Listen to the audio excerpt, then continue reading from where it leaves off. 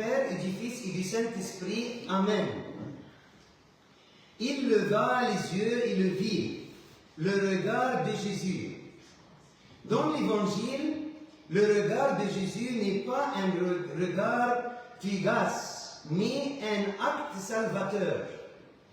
Jésus lève les yeux et voit l'être humain dans toute sa profondeur, non comme les gens le voient, mais comme Dieu le veut. Ce regard révèle la vérité et ouvre la porte à la décision. Soit nous l'acceptons, nous sommes guéris et nous changeons. Soit nous le refusons et nous restons prisonniers de nous-mêmes. Le regard de Dieu dans l'Ancien Testament. Depuis le commencement, Dieu est le Dieu qui voit. Il a vu Abel et son offrande. Il a vu le cœur avant le sacrifice. Il a vu son peuple en esclavage en Égypte et il a dit, « J'ai vu l'oppression de mon peuple. » Agar, chassé et brisé, a appelé Dieu le Dieu qui me voit. En Jésus s'incarne le regard de Dieu.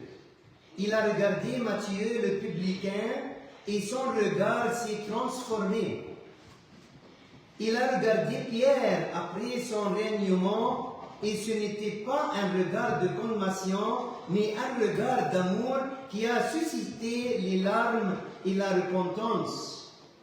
Il a regardé Zachée dans l'arbre, l'a appelé par son nom et celui-ci a accueilli ce regard avec joie et sa vie a changé.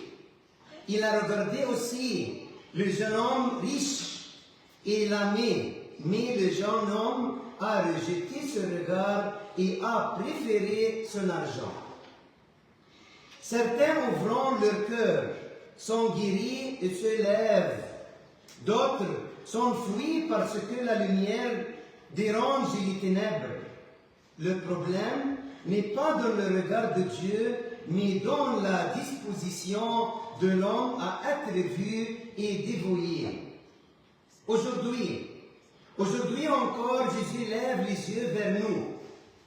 Dans l'Évangile, dans l'Eucharistie, dans la voix de la conscience, dans le visage du pauvre et de celui qui souffre. Vivre en chrétien, c'est fixer notre regard sur les yeux de Jésus et avoir confiance que son regard, même s'il révèle notre faiblesse, est toujours un regard d'amour et de salut. Amen.